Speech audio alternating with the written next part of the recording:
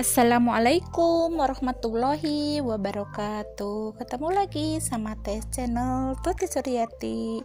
Semoga semuanya tetap dalam keadaan sehat dan tetap semangat belajar di rumah ya. Kali ini kita akan belajar tentang materi IPS subtema 4 ya. Tema 4 subtema 1 yaitu tentang globalisasi dalam kehidupan masyarakat ya. Tapi sebelum kita belajar, marilah kita berdoa terlebih dahulu. Berdoa mulai. Baiklah, kita akan mulai ya belajarnya, yaitu tentang IPS ya, tema 4 subtema 1 yaitu tentang globalisasi dalam kehidupan masyarakat. Saat ini kita sedang berada dalam era globalisasi.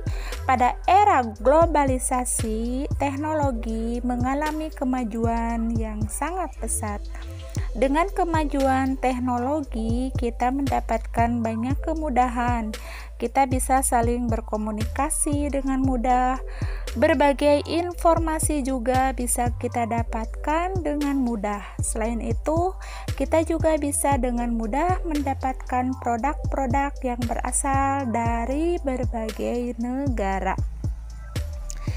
Nah, pengertian globalisasi berasal dari bahasa Inggris, yaitu globalization.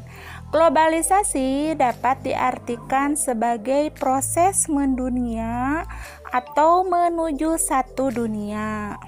Di era globalisasi, semua orang dari berbagai wilayah menjadi saling berhubungan dan bergantung.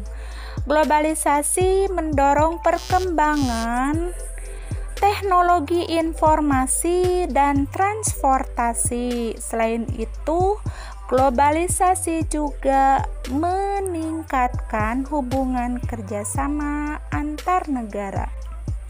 Di era globalisasi, beragam produk dari negeri lain kita dengan mudah temui ya. Contohnya, kita bisa menemukan berbagai makanan dari negara lain. Contohnya ada pizza dari Italia. Kita juga bisa menemukan berbagai macam barang ya, seperti jam tangan dari Swiss dan boneka juga ya. Produk Indonesia juga bisa ditemui di luar negeri, misalkan batik yang telah dijual di berbagai negara. Nah, globalisasi dapat membawa dampak positif bagi kehidupan sebuah negara. Kita dapat mengamati perkembangan fenomena globalisasi dengan memperhatikan ciri-cirinya sebagai berikut. 1. Adanya keterbukaan di segala bidang. 2. Meningkatnya perdagangan antar negara. 3. Terjalinnya hubungan sosial budaya antar negara. 4. Terjadinya perubahan pola hubungan antar manusia dan antar bangsa. 5. Antar negara saling membantu dalam menyelesaikan masalah seperti masalah sosial, lingkungan, krisis multinasional, dan inflasi regional. Kemudian kita sekarang akan mengetahui ya produk-produk dari negara lain dan apa sih penggunaan dan pengaruhnya. Yang pertama, telepon genggam. Asalnya dari mana? Ada yang tahu nggak? Telkom genggam itu berasal dari Korea Selatan ya pada mulanya. Gunanya untuk alat komunikasi dan pengaruhnya mempermudah komunikasi. Kemudian mobil.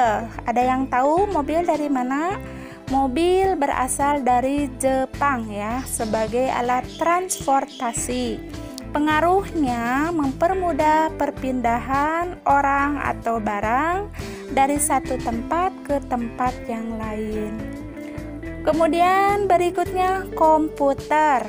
Komputer berasal dari mana? Ayo. Komputer berasal dari Tiongkok sebagai alat pengolah data. Pengaruhnya mempermudah berbagai jenis pekerjaan. Kemudian berikutnya tekstil. Tekstil berasal dari Amerika Serikat ya pada awalnya. Penggunaannya sebagai bahan dasar pembuatan pakaian. Pengaruhnya yaitu mempermudah pengusaha untuk mendapatkan bahan dasar pakaian.